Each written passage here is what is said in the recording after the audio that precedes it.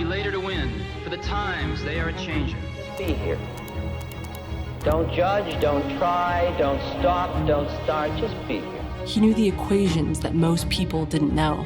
He focused on the spirit of things and saw perfection in the machines he made. I'm sure you've all heard that Steve Jobs died of pancreatic cancer, and technically, this is true. He died of respiratory arrest due to a pancreatic neuroendocrine tumor. But maybe he didn't have to, or at least he could have delayed his death by years, if not decades. You see, while Steve Jobs did have pancreatic cancer, there was a silver lining in that he had a special form of pancreatic cancer caused by islet cells. Regular pancreatic cancer only has a 5-year survival rate of 1.8%, but islet cell tumors have a 5-year survival rate of up to 93%. Something that swung the odds even more in Jobs' favor was that he found the cancer extremely early. Jobs wasn't even at the stage at which he was experiencing symptoms due to the cancer. In 2003, he was actually suffering from kidney stones, and when doctors performed a CT scan, they just happened to notice a shadow on his pancreas. So if Jobs took quick action, he could have very well extended his lifespan by a substantial amount, but he chose not to. In fact, he consistently delayed medical treatment over and over again for much of the rest of his life. For example, given Steve Jobs' wealth and status, he probably could have scheduled a surgery within a week of finding the tumor. But instead, he decided to wait 9 months, by which point the cancer had already spread to his liver. Another example of Jobs' stubbornness was when he refused a liver transplant from Tim Cook despite desperately needing one. Jobs said that he didn't want his body to be opened and that he didn't want to be violated in that way. While that is understandable, this was literally a choice between life and death. Also, I don't think anyone wants to be violated in that way. People go through these procedures because they have to, not because they want to. But instead, Jobs felt that the best course of action was to stay on a strict vegan diet and use herbal remedies and acupuncture. While these choices may offer benefits in day-to-day life, there's virtually no scientific evidence that they help with cancer. And given that Jobs was the founder and CEO of what would eventually become the largest company in the world, you would think that he was extremely rational and objective with these choices. But that was far from being the case. People that knew him speculate that he felt that the problem would just disappear if he ignored it. This line of reasoning had worked for him in business in the past. After all, his job was to literally create unimaginable products and convince the world to use them. But this approach didn't quite work within the medical industry. Aside from Jobs' reality distortion classes, something else that was pushing Jobs to make these choices was his spiritual life, and especially his beliefs in Buddhism and the afterlife. Jobs even said, "Maybe it's 'cause I want to believe in an afterlife." That when you die, it doesn't just all disappear. The wisdom you've accumulated, somehow it lives on. So here's the story of how Jobs developed these spiritual beliefs and how they eventually played a role in his demise. Taking a look back, Jobs' spiritual beliefs predate his cancer by decades. In fact, he was a hippie for basically his entire life, which is not that surprising given the time period in which he grew up. If you're not familiar with hippies, these were a group of people that rejected traditional middle-class life, which they felt was dominated by materialism and repression. Instead, they embraced openness, peace, and experimentation. They were known for vegetarian diets, holistic medicine, and of course, psychedelics. Jobs was especially interested in the latter and regularly experimented with them throughout his late teenage years. For him, this wasn't just a matter of getting high or trying to live life more fully. It was actually a coping mechanism that he used to deal with the pain that his birth parents abandoned him.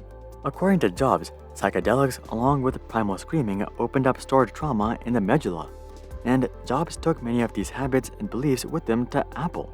One frowned upon habit that he took with him was his tendency to not take showers.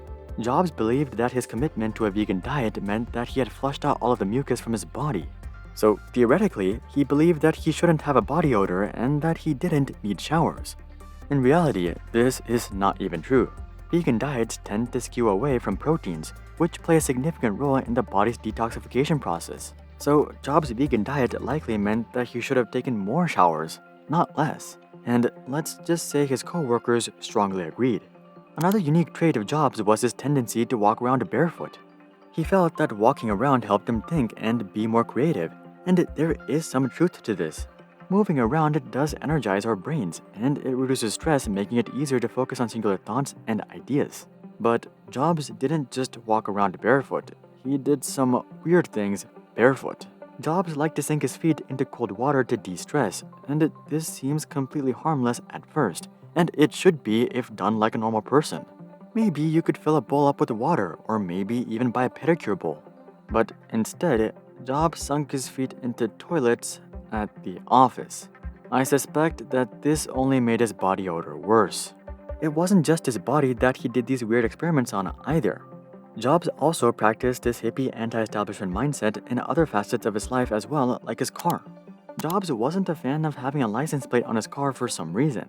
When questioned about it, he simply said that he didn't have a license plate because he didn't have a license plate. The way that he made this work was by getting new leases every 6 months. California law allowed people to not have a license plate for the first 6 months after getting a new car, and Jobs exploited this loophole until he died. It wasn't until 2019 that California finally patched this loophole. While all of these likely just seem like odd quirks, Jobs strongly believed in each and every one of them. And these unorthodox choices carried over to his medical choices as well. If you thought Jobs' hippie behavior itself was extreme, then you haven't heard about his spiritual life. From his college days, Jobs was especially interested in Buddhism. This interest was initially sparked out of necessity as opposed to curiosity. You see, as a broke college student, free food was a gift.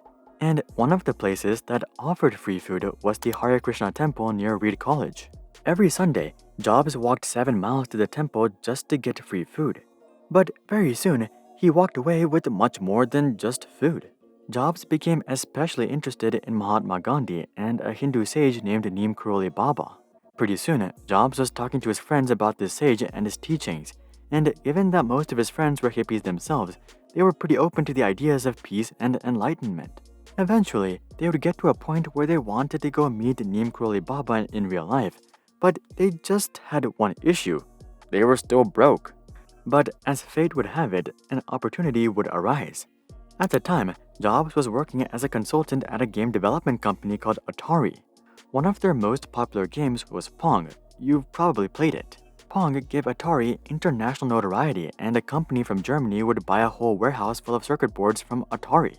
Unfortunately though, Atari didn't quite make a good first impression, given that half the boards didn't end up working out of the box. Naturally, the German company wasn't very happy, and they wanted someone to come out there and fix them. Initially, Atari's founder Nolan Bushnell sent over a tech guy to Germany, but this guy just made things worse. So Nolan turned to Jobs.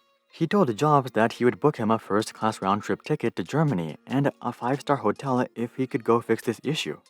Jobs agreed to take the job, but he had one condition. He wanted a one-way ticket to Germany and wanted the rest of the travel expenses in cash. Additionally, he negotiated that once the job was done, he was gone, and that's exactly what happened. He finished the job in Germany and went to India with Dan Kotke. Unfortunately though, India didn't quite live up to his expectations. First of all, the guy they were trying to meet, Neem Karoli Baba, had already died a year before this, and they simply hadn't heard the news yet. Jobs also, quote, found India far poorer than he imagined, and was struck by the incongruity between the country's condition and its airs of holiness. But by far the worst part of the trip was the constant sickness. The duo picked up lice, infections, and worst of all, uncontrollable diarrhea. By the end of the trip, Jobs had lost a bunch of weight, but what he didn't lose was his belief. While his belief in Hinduism decreased, his belief in Buddhism became stronger than ever. When Jobs returned to the United States, he implemented many Buddhist principles into his day-to-day life. One of his strongest Buddhist beliefs was that everything happens for a reason and that nothing is random. This was one of the ways that he coped with being fired from Apple in the 80s. He eventually came to accept that none of the successes that followed this event, like Pixar and the iPhone, would have taken place if he hadn't been fired from Apple. He also adopted a much more pragmatic perspective when it came to death. Remembering that I'll be dead soon is the most important tool I've ever encountered to help me make the big choices in life. Because almost everything, all external expectations, all pride, all fear of embarrassment or failure, these things just fall away in the face of death, leaving only what is truly important. This was likely one of the reasons that he refused to get surgery. From his perspective, getting surgery seemed unnatural and intrusive, and this went against all of his hippie and Buddhist beliefs. Jobs did eventually make the leap though. By the time he died, he would go from refusing treatment to trying to get experimental treatment. In 2009, for example, Jobs would travel to Switzerland to experiment with a radioactive isotope. The isotope was supposed to attack the faulty hormone-producing cells in the body. He would also try to use his money to accelerate the process of getting a liver, which many people felt was unfair. He didn't cut lines or do anything illegal, but what he did do was sign up on the liver transplant lists around the world. This increased the chances that he would get a matching donor somewhere. Personally, I don't think this is a problem, given that it's only natural that you try to use all the resources that you have to try to save your life. But some like to argue that this is not something that the average person would be able to do, and so it's unethical. Let me know which side you guys stand on down below. But anyway, the saddest part of all of this is that Jobs would eventually regret his early choices. He admitted that he was wrong for rejecting professional help. And this is just made worse by cancer experts constantly affirming that he could still be alive if he had just had surgery earlier. But in the end, the thing to keep in mind is that everyone dies at some point, but not everyone lives. This, however, was never the case with Steve Jobs. Since the age of 17, he lived by the quote, "If you live each day as if it was your last, someday you'll most certainly be right." And considering his impact on the world, there's no doubt that he lived by the slogan till the very last day. Are you a fan of Steve Jobs? Comment that down below. Also, drop a like if you hope Jobs is resting in peace. And of course, consider checking out our Discord community to suggest future video ideas and consider subscribing to see more questions logically answered. But until then, I'm Hari, and I'll see you guys on the next one.